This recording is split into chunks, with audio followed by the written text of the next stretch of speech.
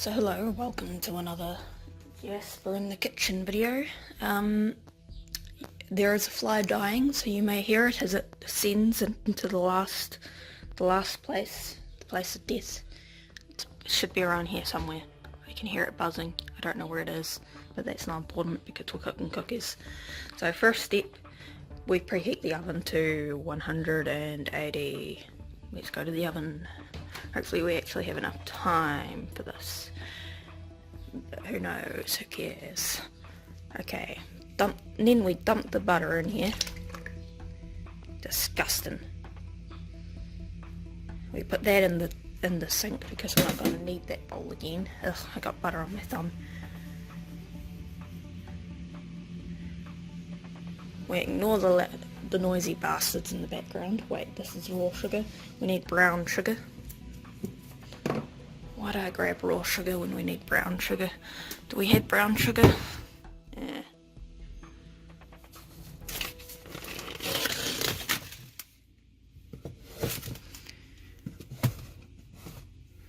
Are you brown sugar?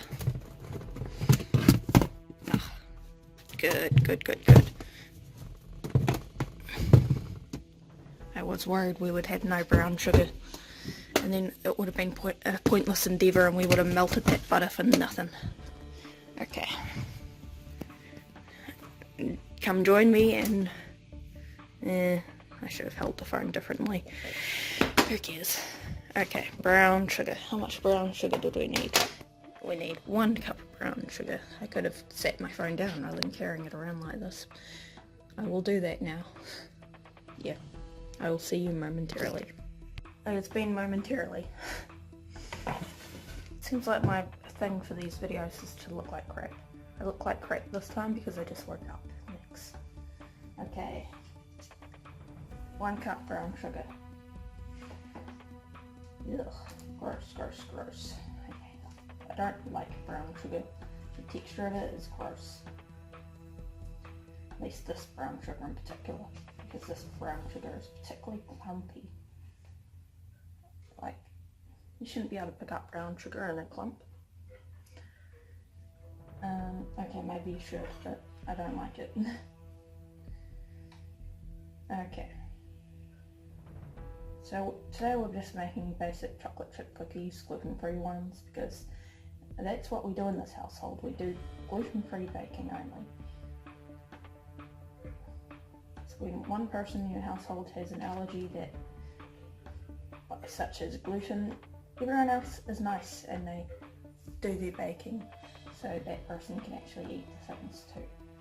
In fact, I don't think there's really much stuff in the house that isn't gluten free, which makes sense. Dump it in. Next step is put the brown sugar in the cupboard.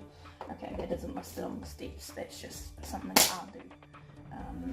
You don't need to follow me to the cupboard.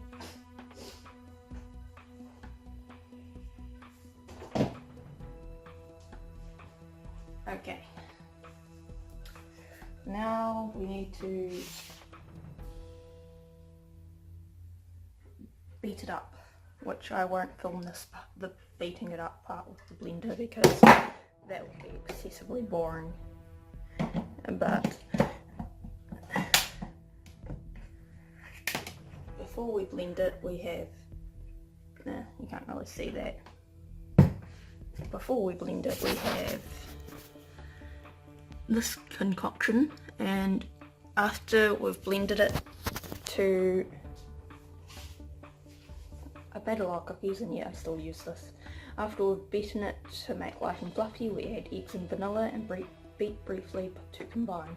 And then you can watch me sift in all kinds of things, and by sift in I mean throw them in because I'm not someone who sifts, thank you.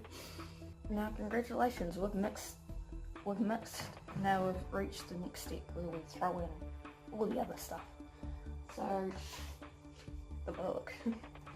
We need to sift in the flours, baking powder and guar gum. And flours, 1 cup of rice flour, 1 cup of rice flour, measured out using our trusty cup. trusty cup. Ugh, powdery. Fun fact, powders are powdery. Okay, 1 cup. That was a little bit less than a cup. Our measurements in this household are not precise. I keep saying in this household, but by this household I just mean me. Whenever I say we do this in this household, I really just mean me. Okay. Oops, the recipe book's all flour now. We can put this rice flour away, and then we need 1 cup of tapioca flour.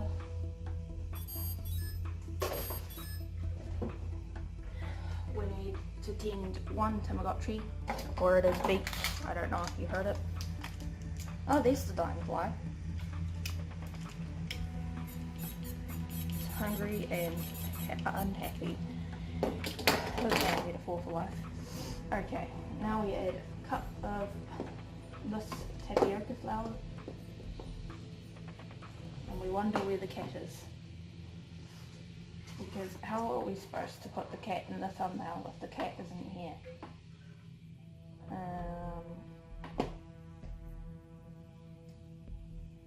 Yeah. Okay, so we've got a little bit less than a cup in there now. You can't even see what I'm doing, but we just added the tapioca flour. Now we need to put the tapioca flour away. Do we need a cup of anything else? No. Okay. My hands covered in flour. Okay, let's put that away now.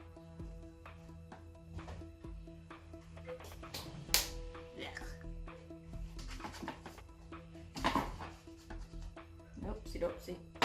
We're a messy baker. Okay, baking powder. How much baking powder do we need? 3 tablespoons.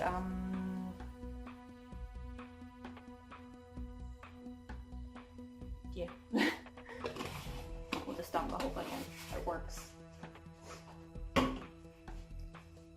Okay. Guar gum.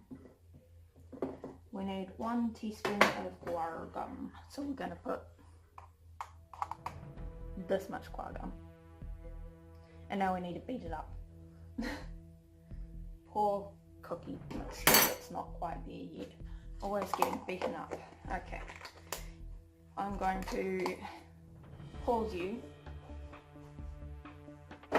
because I don't think you need to see the process of beating up cookie dough. I will show you the mixture again though.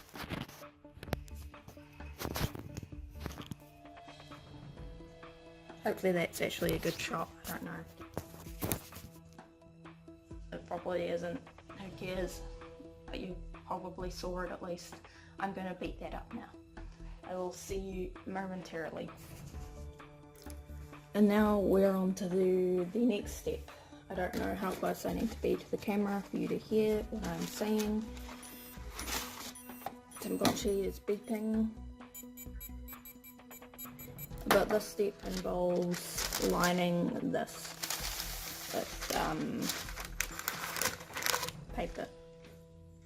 Because this is the tray, words.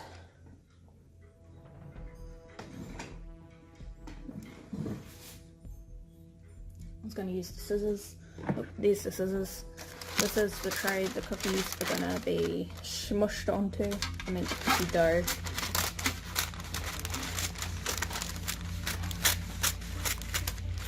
No one ever said anything about doing it tidily. Okay, this is the sheet.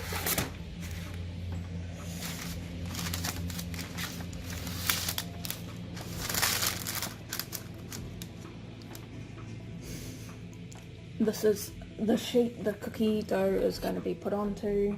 I'm thinking we actually put too much chocolate chips into our cookie dough today, but that's fine. This is the sheet that we put the cookie dough onto. And then, I'm not sure we mixed this very well either. It feels thinner than the usual mixture. We're making some decent sized cookies for once, rather than the mini ones I usually make. Not really sure why we're doing that, but it's whatever. Sometimes you just go with wherever the mood takes you. once I'm done placing these down, the next time you'll see them is once they're coming out of the oven. We have preheated the oven as you saw at the start of the video, so it will be nice and ready for these cookies.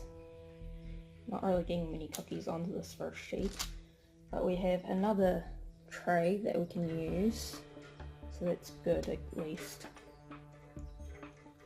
Yep, too big a cookie.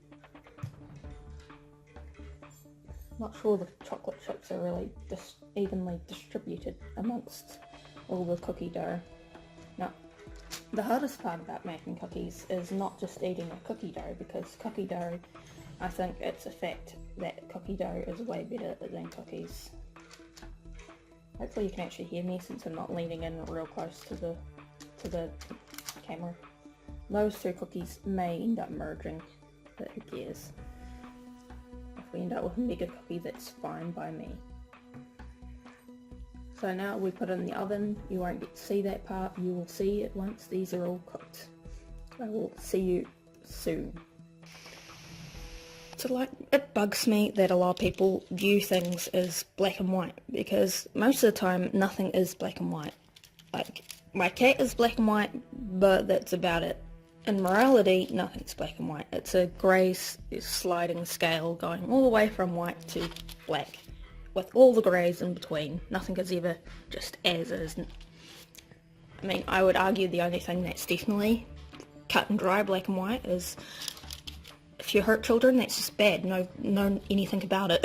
That's just the worst thing you can do. But most things are on a sliding scale of black and white. Like on the internet, there's this culture of pretty much just expecting everyone to be repentant forever for their mistakes, and it's like eventually you need to let go of the mistakes and acknowledge that they've moved on and they're a better person now. You can't just lord their mistakes over them forever. That's not how things work. Time passes. Do you expect people to still be angry at something you did when you were 7? No, you're a different person now. You're not 7 anymore. It's the same if someone makes a mistake when they're 22. You don't harp on at them for making that mistake later when they're 35. They're a changed person now. It's dumb to expect that you can just do that. Because, yeah, people change, and my phone is potentially going to fall off there. But it seems like the internet's got this heavy culture of thinking people don't change. They need to keep receipts, which is fine, but, you know, keep in mind that if they've apologised for it, if they've moved on and made efforts to be better, is it really helpful to keep receipts of those things they did 10 years ago? Is it really benefiting anyone for you to keep receipts, or are you just hindering them in their attempts to do something better? Like, I think we should always encourage growth rather than putting people down in this way. Like, I feel like everyone should have most people should have the chance to move on from mistakes and, you know, do better, rather than this culture of, oh, you made this mistake once 10 years ago.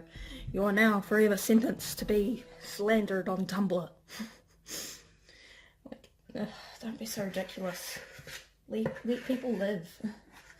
In fact, that's what everyone should do. Like, just shut up and let people live. But the world isn't as black and white as that. You can't just shut up and let people live.